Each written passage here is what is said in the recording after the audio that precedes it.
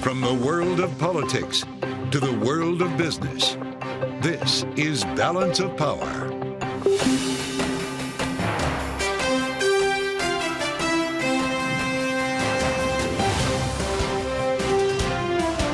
Live from Washington, D.C. From Bloomberg's Washington, D.C. studios to our TV and radio audiences worldwide, welcome to Balance of Power. I'm Joe Matthew. Former President Donald Trump now says he may agree to a second debate with Vice President Kamala Harris following last night's face-off in Philadelphia. We'll have reaction to the first debate and what it means for November with political scientist Lara Brown. Core inflation picks up in August, pouring cold water on hopes for a 50 basis point cut by the Federal Reserve next week. We'll have more from our economic team. And America remembers the September 11th terror attacks with tributes around the country. Today we'll reflect with former Defense Secretary William Cohen. Thanks for joining us, indeed, on this 11th of September. It is the Wednesday edition of Balance of Power here on Bloomberg TV and radio. I'm Joe Matthew in Washington. It's great to have you along. Kayleigh Lyons is off today, and I'm glad to say that we're joined by a colleague, Wendy Benjaminson, a voice very recognizable on this program. Washington senior editor at Bloomberg is with us. And Wendy, it's great to have you on this day after the debate. You were up late like everyone else. I was up very late last night, until about 2 o'clock. A 90-minute affair. They did make some news, which we're going to get to here. There are a lot of questions about whether there's going to be another. And Wendy, we have ratings that just dropped. The start of our conversation, at least 58 million people watched last night. That's a lot more than the last one with Joe Biden. 6.5 million more, we understand, exactly. Donald Trump went on the offense, as you would expect, right? 3-1 was his take last night. He continued that refrain this morning, appeared in the spin room, and then went on Fox News and called out the debate's moderators later. While paying respects in Shanksville, Pennsylvania, the former president offered a bit of a waffling statement on whether there would be a rematch. Are we going to do a rematch? I just don't know. But we'll think about it. I would do NBC. I'd do Fox, too. I'd do Fox, too. But right now we have to determine whether or not we even want to do it. We had a great night last night. So what's next here? Joining us now, Bloomberg Opinion's Nia-Malika Henderson, who also was watching as part of our special coverage last evening. Nia, it's good to see you now that we've had a few hours to let this distill, and we've added numbers. 6.5 million more than watched the first debate. I don't know if Kamala Harris was the difference maker here. That would have been the change on the stage, of course. But does that make you feel like we're going to have another? Well, listen, we'll see. Donald Trump initially came out and said, that he won the debate handily. Why would he want a rematch? Only the loser, presumably in his mind, Kamala Harris would want a rematch. I don't think there's any upside for necessarily either candidate to have a debate. If you're Donald Trump, I don't think he can give a much better performance than he did. He's not a good debater. And if you're Kamala Harris, sort of why risk a less than stellar performance going in? They have said maybe there's going to be something in October. I think we might run up to this sort of debate about a debate that sort of never happens. But listen, people watched it. People watched it probably from beginning to end because it was so compelling. Right. She was on offense the entire night, and Donald Trump was off his game. He says there that he won the debate. No, he didn't. He lost the debate, and he lost it handily. And Republicans know that, right? He might be fooling himself about who won or lost, but they very much know that that wasn't the Donald Trump that they wanted to see last night. Well, and Nia, that Kamala Harris had a few moments that were less than perfect, but they were so obscured by Donald Trump's flights of fancy about immigrants in Ohio and babies being executed in delivery rooms. But, she kind of whiffed that first question, don't you think? Yeah, about she did. It was hard to answer. Yeah, there was sort of nervousness there. What I saw it as is there is this rap on Kamala Harris that she doesn't have enough policy, right? She needs to put more detail, more meat on the bones of this policy. So it was really a sort of policy recitation at the beginning about her opportunity agenda, the economy. And so it was like, that's out of the way, and now we can get to the business of this debate, which, from Kamala Harris's point of view, was just wailing on Donald Trump and just setting out bait traps. I think in some ways it started very early, her going on the offense. She gets out of the gate, she goes right over to him and shakes his hand. is in his face, in his space, and says, I'm Kamala Harris, let's have a good debate. That was an interesting power play. Yeah, it was a total power play, and she dominated really from that minute on. Wendy mentions dogs, so I mean, we got to let's go there. Yeah. When asked about the issue of the border and immigration, Donald Trump had this to say about Springfield, Ohio, recalling some odd memes online. Take a listen. In Springfield, they're eating the dogs, the people that came in. They're eating the cats. They're eating the pets of the people that live there. And this is what's happening in our country. You bring up Springfield, Ohio, and ABC News did reach out to the city manager there. He told us there have been no credible reports of specific claims of pets being harmed, injured, or abused by individuals within the immigrant community. Well, I've seen people on television. Let me just. I've seen people on television, he says, remarkable moment to think that this took place in a presidential general election debate. For what it's worth, I don't know, it seems to me there's only one presidential candidate who's tied to a story about eating a dog, and that's RFK Jr. He wasn't on the stage last night. What in the world was... You know, listen, and we sort of talked about this earlier. I mean, this is racist, right? He's specifically talking about Haitian immigrants in this wild, crazy story about them stealing people's pets and cooking them for dinner. It's a complete lie. It has gained traction online. J.D. Vance has talked about it as well. He says, well, it's a rumor. We don't really know if it's true, but it's sort of worth talking about it because it shines a spotlight on some problem. But listen, this is what Donald Trump does. It's part of his repertoire, this idea that there are people who are unlike Americans who are coming here to kill Americans, and those people are black and they are brown. So close your windows and lock your doors, hide your wives and your children, and elect me president because I can protect you from those people. So that was what it was part of. It was a real low moment for him. It went viral. It really pierced through. People were like, what the heck is he talking about? People eating dogs. But again, it goes to what he did from the first moment that he ran for president. This idea when he was, talking about Mexicans coming over here, they're letting their killers and their rapists and their folks from the insane asylum. I think he's confusing that with asylum seekers, but That's true. Yes. Yeah, that gets back to Hannibal Lecter, I guess. Exactly. He didn't bring that up last night. Wow. Bloomberg Opinions, Nia-Malika, Henderson. Thank you, Nia. Twice in 24 hours. We're doing well for ourselves. Did you see, Wendy, I went to bed with it trending on Twitter last night, woke up with it this morning. They're eating the dogs. Yeah. Was the top trending item, which is kind of amazing that we're doing this. It really is. And that was Donald Trump's big problem last night. There are legitimate things to argue with Kamala Harris about. There are problems from the Biden administration, which is why the current president was doing so poorly in the election until she took over. And the minute, as Nia said, the minute she threw out the hook with the rallies and other things and crowd size and things like that, he just lost it and went on these really strange sort of diatribes. And I think her facial expressions did so much. It was a great strategy because that was, instead of talking over him with the unmuted mics, while her mic was muted, she just did these great facial expressions that just said, what are you talking about? And it was what a lot of viewers were probably thinking. Part of the strategy in a televised debate.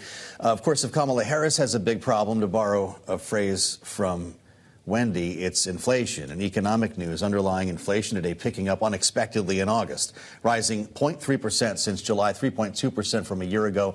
And we bring in Bloomberg's Enda Curran for a closer look at this. Enda, you were on Top Live on the terminal this morning, pointing first thing to housing costs, the role it played in this data. Yeah, so there was a lot to like about the inflation data for August. Food prices barely moved. Cost of buying a new or used car fell. Energy costs tumbled.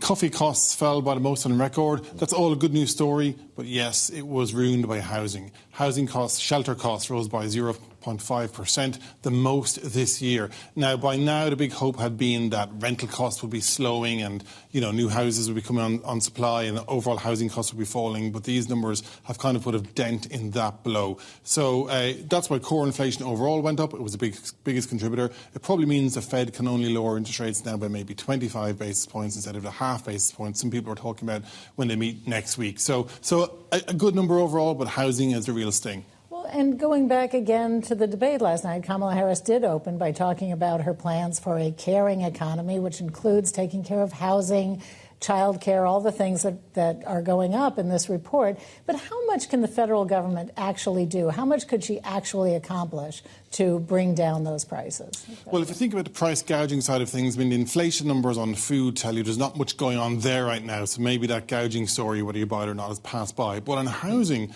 it would seem that doing something in housing is very relevant right now, as those numbers today showed us. And Vice President Harris is talking about building 3 million new homes, $25,000 for some first-time home buyers, along with other measures to speed up construction. It seems that there's a fertile ground there to speed up the supply of housing, which would, by extension, bring down costs at some point. But of course, the real trick is the policy levers you pull need to increase supply and not necessarily stoke demand. And then you start pushing against yourself. But the point is, I think there's fertile political ground there for either candidate. Yeah, you consider the housing costs here not very friendly to young voters. And that's not changing yet. Bloomberg's Enda, Curran, thank you so much for the dive on the data. Coming up, we'll look at how voters may respond to last night's debate. We know a lot of them were watching, 58 million, as we've just learned from Nielsen. Lara Brown, political scientist and author, with us next on Balance of Power on Bloomberg TV and radio.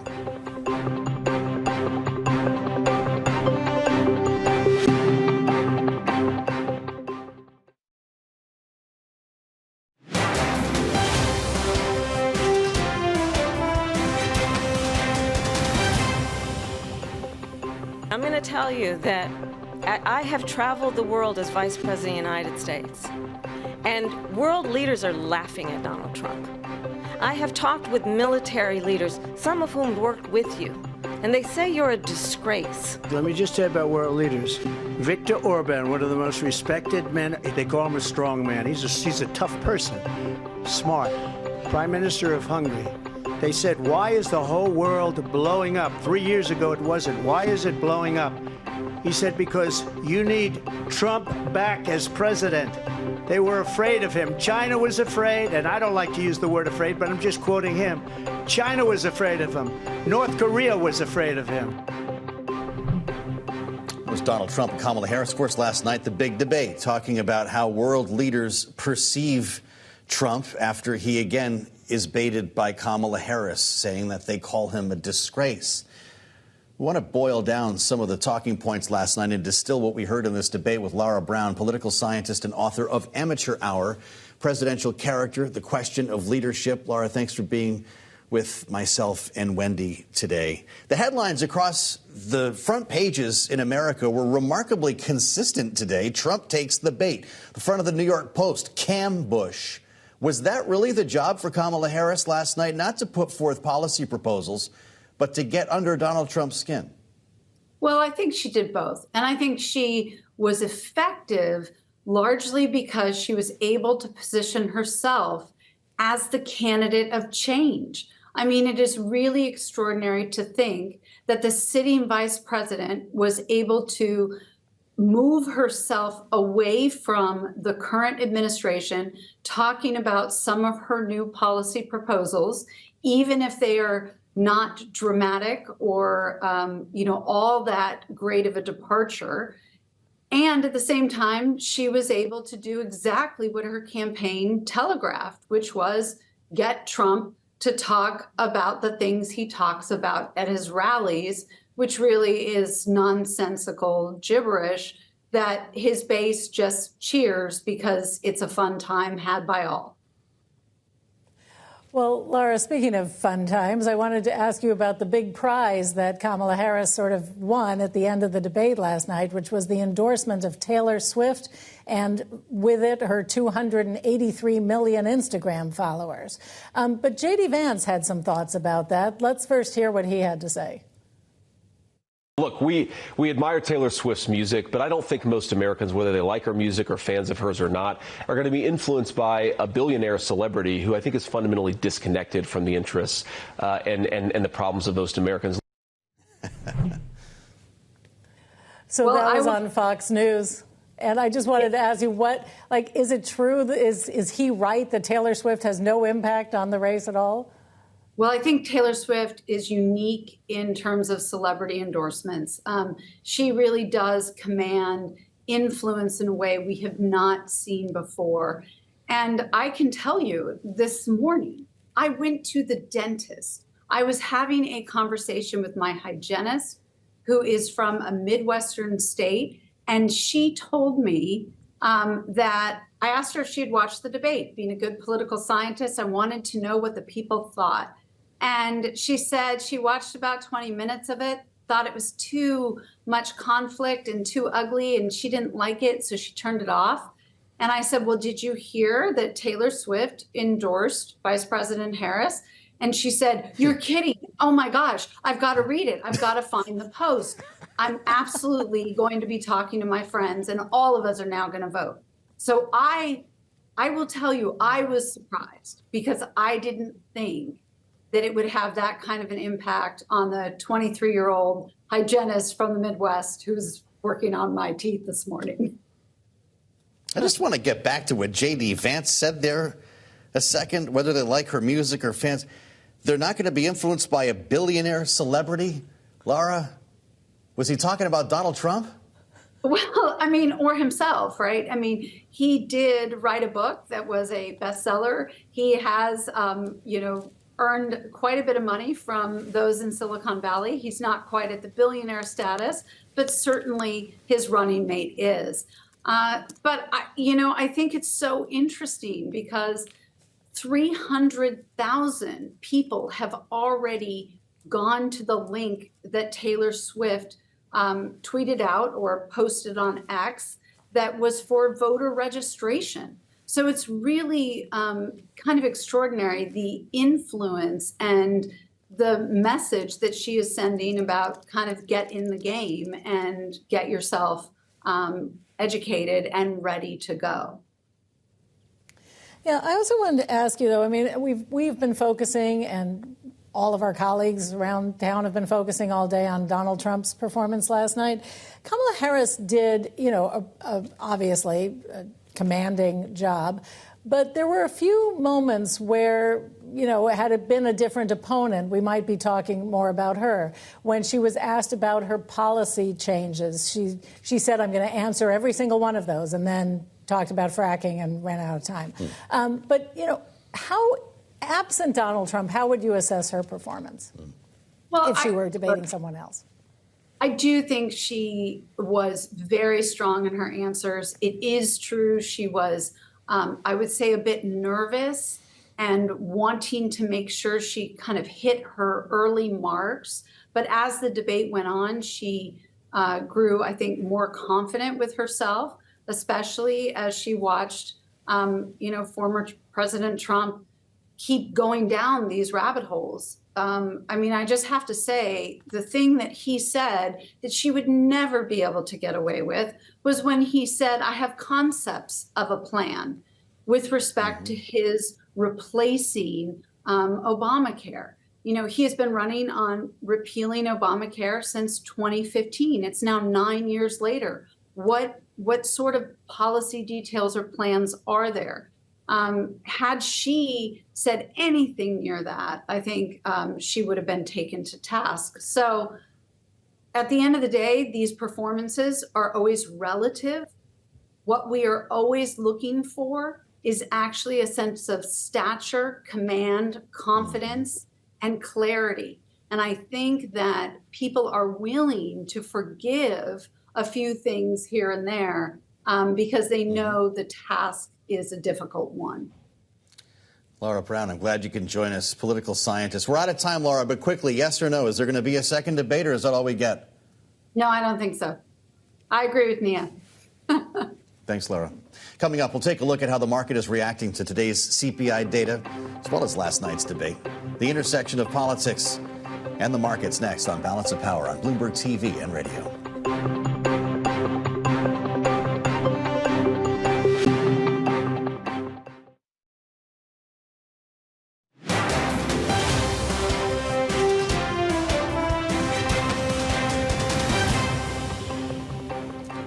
This is Balance of Power on Bloomberg TV and radio. I'm Joe Matthew alongside Wendy Benjaminson in Washington. We thank you for joining us on the Wednesday edition of Balance of Power. Equity index is rising today following the August CPI, the data out with a look at inflation now and how the so-called Trump and Harris trades are managing after last night's debate.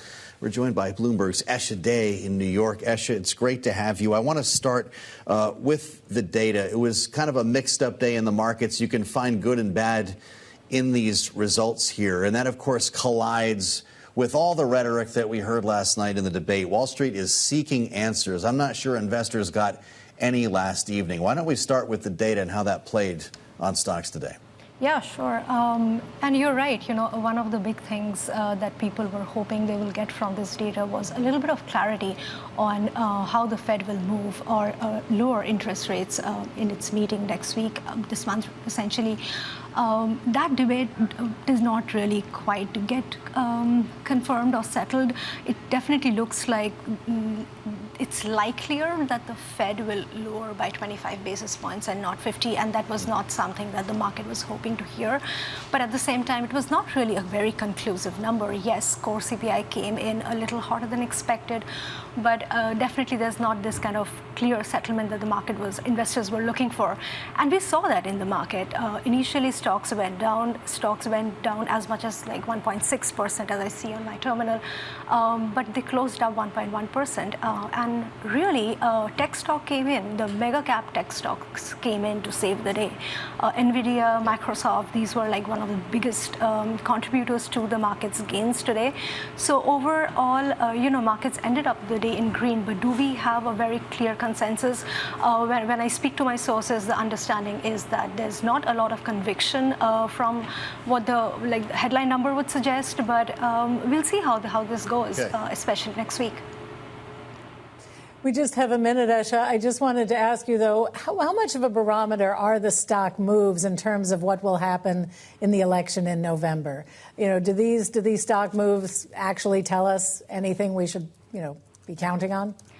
I think the quick answer here is no. The stock moves really are a reflection of how market is feeling at that point, especially the kind of moves that we are seeing in equities.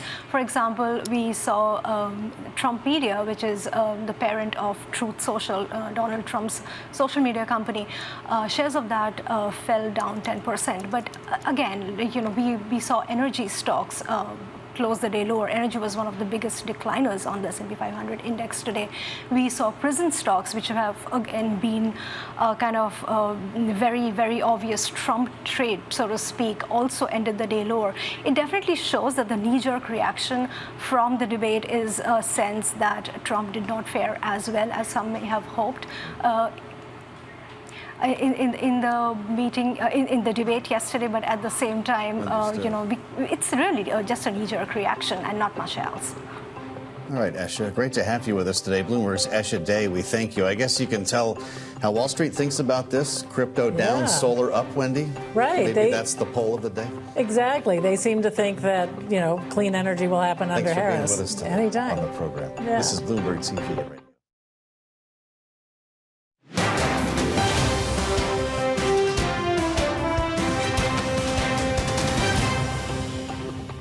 I know Zelensky very well, and I know Putin very well. I have a good relationship, and they respect your president, okay? They respect me. They don't respect Biden. That is a war that's dying to be settled. I will get it settled before I even become president. If I win, when I'm president-elect, and what I'll do is I'll speak to one, I'll speak to the other, I'll get them together. That war would have never happened. And why don't you tell the 800,000 Polish Americans right here in Pennsylvania how quickly you would give up for the sake of favor and what you think is a friendship with what is known to be a dictator who would eat you for lunch.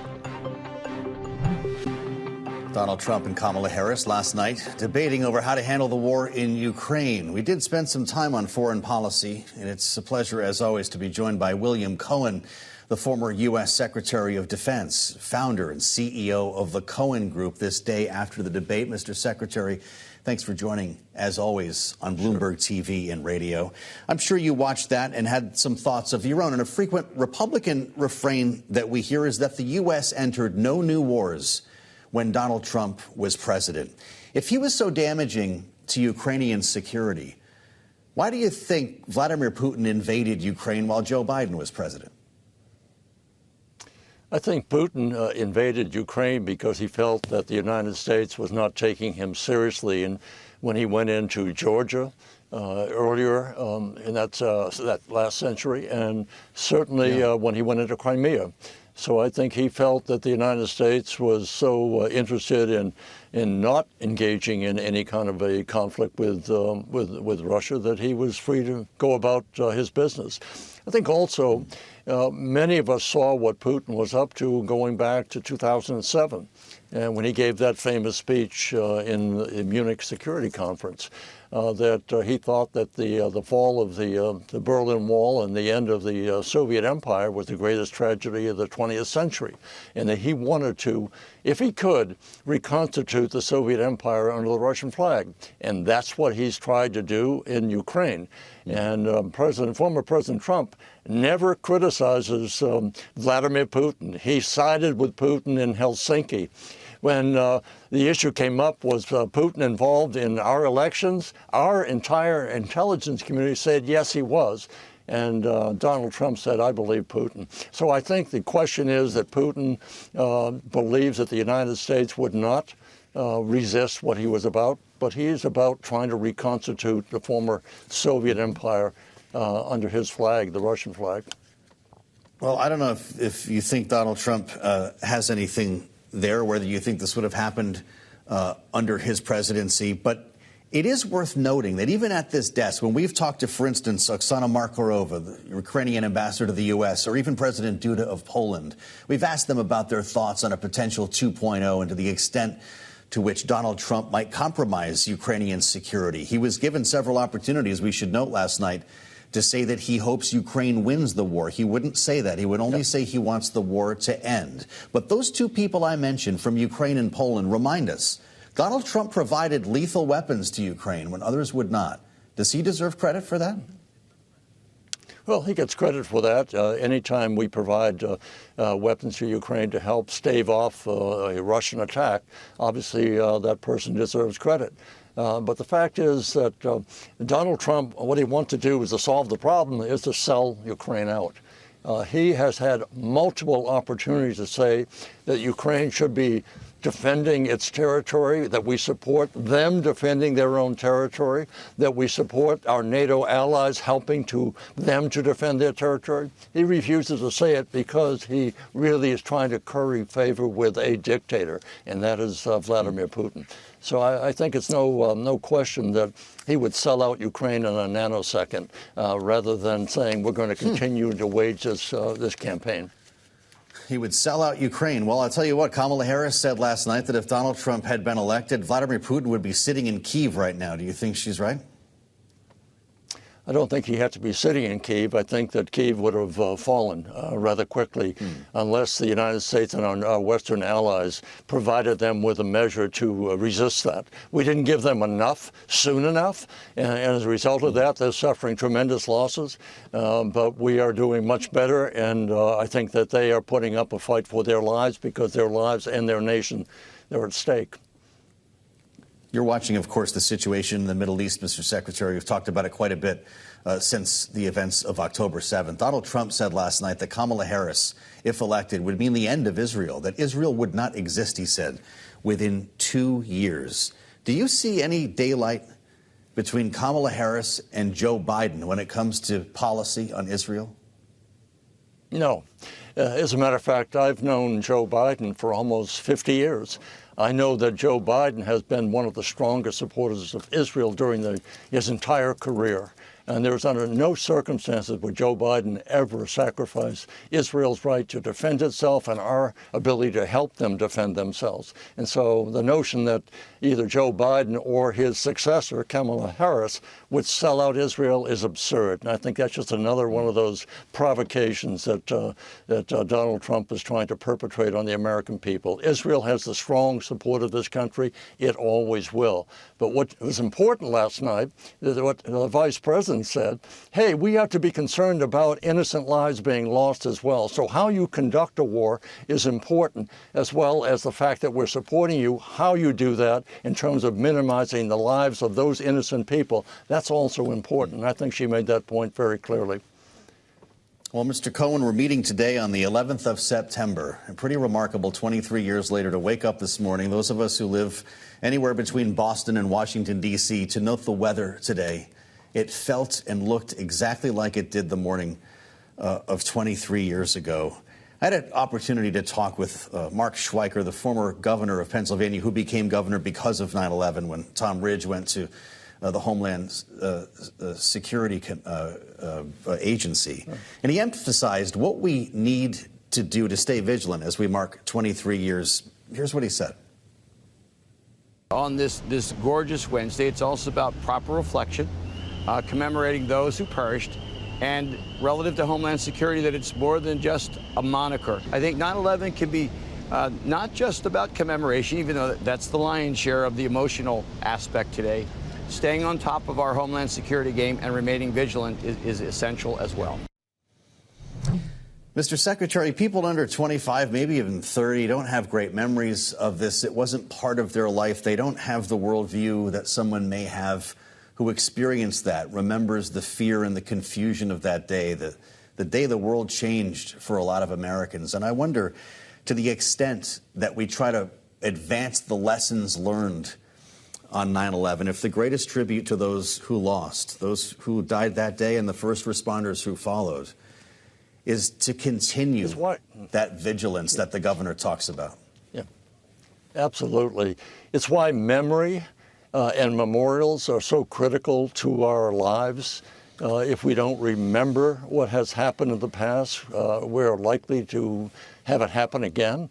And that's why it's important to remind people, those who were not alive at that time, go back and look at the films. Look what happened in the attack upon those towers. Look what happened when the Pentagon was attacked. Look what happened to those brave first responders going into that rubble, that fiery collapse of those two twin towers.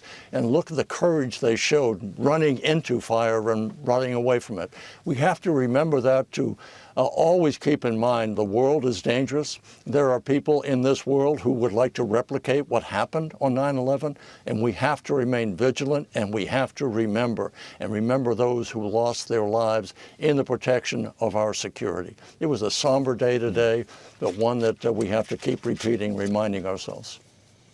It was a somber day, yet some encouragement I think we can say right now, Mr. Secretary, to see at ground zero Donald Trump standing side by side with J.D. Vance, Joe Biden, and Kamala Harris. It's only a day like this one when that would happen. William Cohen, the former U.S. Secretary of Defense. It's great to see you again, sir. Thanks for talking to us today. Great to see you, John. Thanks. Coming up, we're going to have a look, thank you, at the fallout from last night's debate.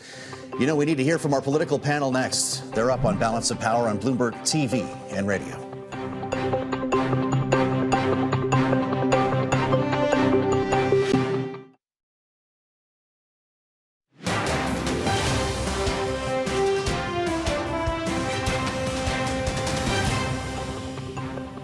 She has no policy. His plan is to do what he has done before, which is to provide a tax cut for billionaires and big corporations. What they have given to China is unbelievable. His next big court appearance is in November at his own criminal sentencing. In Springfield, they're eating the dogs, the people that came in. They're eating the cats. They're eating the pets of the people that live there. The President of the United States incited a violent mob to attack our nation's capital. I probably took a bullet to the head because of the things that they say about me. They're the threat to democracy. Donald Trump was fired by 81 million people, and clearly he is having a very difficult time processing that. A few moments have been trending following last night's debate in Philadelphia. As we now know, 58 million people watched, according to preliminary results from Nielsen. As we assemble our political panel, Stephanie Murphy is back with us, former Democratic Congresswoman of Florida, and Lisa Camuso Miller, former Communications Director of the RNC. It's great to see you both this day after, now that we've had a chance to distill some of this. Congresswoman, I'm going to start with you here, because the conventional wisdom, look at any front page, is that Donald Trump lost the debate last night. If you talk to Trump supporters, though, they say, you know what, forget all the bluster and all the noise and all that stuff he started. No new wars. when he was president and the economy was better, and that's better for my family. What do you say to them? You know, I thought last night she did an incredible job by any measure on the debate stage. But you're right that this country is super polarized, and the supporters of Trump are really pretty entrenched. That they have a very high threshold for his antics and his performance. The people I'm interested in knowing how they read the debate are those swing voters, and even some of these executives and C-suite folks who are a little nervous maybe about Harris's economic plans, but they shouldn't be very comforted by what Trump said about his economic plans. And in fact, a lot of people have said his plans are going to hurt the economy and maybe put the country in recession by next year, should he be reelected. So it'll be interesting to see how the polling reflects the processing, especially for those swing voters. Interesting to hear the Democratic nominee invoke Goldman Sachs and the Wharton School of Business criticizing Donald Trump's economic plans. Lisa, did Kamala Harris say enough last night? This really seems to be a style over substance conversation this morning, and maybe that's enough in the world of politics. But we didn't fill in many blanks on policy. To Stephanie's point, the swing voters are the ones that wanted to hear from her. They wanted to get a sense of who she was and how she would compose herself as someone that they could potentially be supportive. And what was interesting to me, and as somebody who trains people for a living about public speaking and debate, she threw out opportunities for Donald Trump to fall for the bait, and he took it every single time. He missed every opportunity to come back at her with what it was that he knows to be where her flaws and her failures are, or what can potentially be something that would be perhaps of concern to the swing voter. He missed it every time because she effectively did exactly what she needed to do. She appealed to the swing voters, she appealed to the voices of people that want to know more about her, and she allowed him to do exactly what she had hoped he would do, and that was to rattle on about things that are not necessarily in any of our best interests. Well, when it comes to eating cats and dogs, I mean, I have to bring this up because we just played it. Is that more of a statement on Donald Trump's worldview, his view of immigrants, or the type of social media that he's reading at night? Well, that debate at times felt more like a MAGA rally than it did an effort to reach the American people and these swing voters. And so he talked about eating dogs, but he also had an economically disconnected perspective of what a tariff is. He kept saying that other people would pay for the tariff, and it wasn't clear whether he was intentionally misleading the American people or he really doesn't understand that economic tool, and that it is actually a tax on American consumers, and a quite regressive tax. I think it's close to $4,000 an American it would cost them, and it would raise gas prices by 5%, and he just didn't seem to understand the basic economic premise. Well, we're going to be talking a lot about taxes and tariffs for the rest of this campaign cycle. I guess we're going to be talking about January 6th as well. It certainly was a point of contention during last night's debate. Here's what Donald Trump had to say. I had nothing to do with that other than they asked me to make a speech. I showed up for a speech. I said, I think it's going to be big.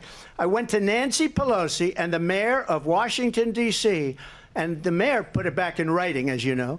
I said, you know, this is going to be a very big rally or whatever you want to call it. And again, it wasn't done by me. It was done by others. I said, I'd like to give you 10,000 National Guard or soldiers. They rejected me. Nancy Pelosi rejected me. All right, so we're sharing a table right now with a former member of the January 6th Commission. Want a fact check? What he said is patently incorrect, but he spewed so many pieces of misinformation, and that's why the moderators had to constantly fact check him. I think what was important about what he said there was that he exhibited a temperament and judgment that you wouldn't want in an elected leader in a democracy.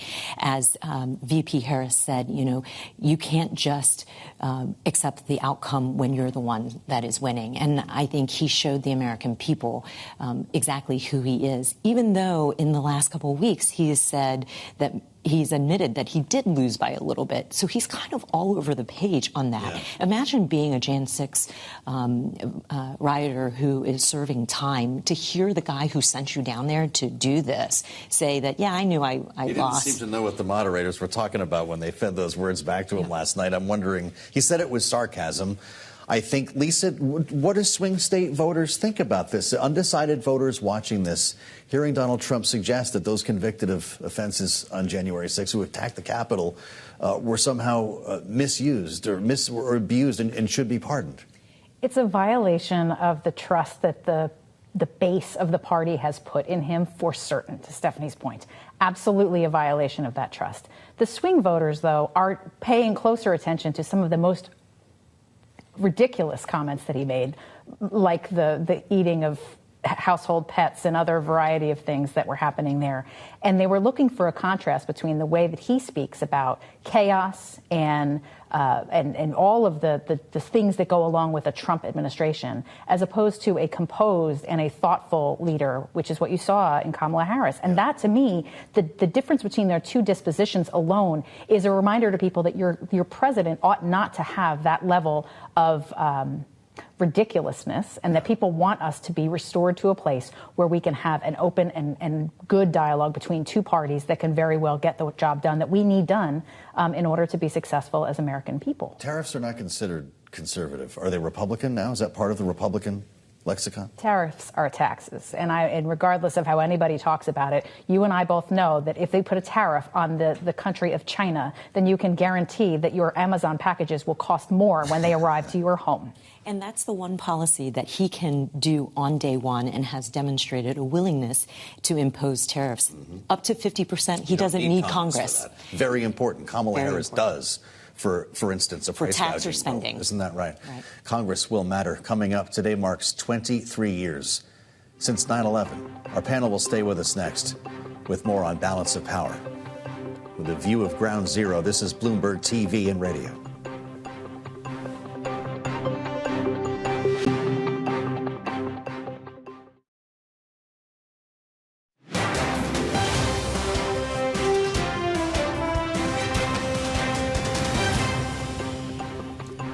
This is Balance of Power on Bloomberg TV and radio. I'm Joe Matthew in Washington, where we remember the events of 23 years ago, events that changed so many American lives. We're joined by our political panel with some final thoughts today, Stephanie Murphy and Lisa Camuso-Miller. This is a pretty important day for those of us who experienced that and remember the feelings of fear and uncertainty on 9/11. This is poignant for both of you, and I'd love to hear from you both on this. Lisa, you were working with the acting governor of New Jersey when the attacks happened. You shared a photograph with us from the 12th of September, 2001, at Ground Zero. If we can get a look at that for our viewers, what was going through your mind as you arrived at the scene? You know, I have a kind of a hard time thinking about that day because we were living it. I remember the Port Authority of New York and New Jersey were in the towers, and many of our friends were lost that day. And so as we were arriving on the scenes on 9/12, we were with state police, we were with first responders, and we were with those who were there to recover those who had been lost. And I just remember feeling as if I was serving my country. And it was because of that time that I came to Washington, D.C. to work for the administration, because of that experience, for certain. Well, you have a similar tale, at least in your decision. You changed your life because of 9/11, quit your job and went to work for the Defense Department, didn't you? I did. You know, I'm a refugee and an immigrant to this country. I've had a chance to live the American dream. I love it so much. And I saw my country under attack that day. And so I quit a private sector job, went back to school, and went to work at the Department of Defense. Wow. Focused on our national security, and it was really the honor of my life to serve shoulder to shoulder with those men and women in uniform and, you know, keep this country safe. What would you tell a young person who wasn't there on 9/11, who might not understand the way it changed the world? I think 9/11 for the American people really helped us understand that what happens abroad doesn't just stay abroad, and that it can come home to roost. And as we hear politicians today have a nativist and sort of isolationist perspective, they can't take for granted that those threats overseas can still manifest themselves at home. And that's why it's important that America has a strong and smart foreign policy. Yeah, really something. As we look at that image and consider what you saw that day, Lisa, and fast forward to today, 23 years later, to see Donald Trump, Joe Biden, Kamala Harris, J.D. Vance standing together recalls the unity that many of us felt in the days after 9/11 that we haven't since. Those were the best of America. And those are really the images that when we look back on that, we remember that that's what brought this country together at a time when we really needed that more than anything else, that patriotism and that pride in who we are. It's pretty remarkable to think if we'll ever get back to that point, and hopefully without a tragedy. Something we all thought about, as I mentioned earlier, when we got up this morning, saw that clear blue sky and felt that crisp fall weather. Stephanie Murphy and Lisa Camusa Miller, we thank you for the insights on an important day in American history. And we thank you for spending time with us on Balance of Power. For Kaylee Lines, I'm Joe Matthew. We'll see you back here tomorrow on Bloomberg TV and Radio.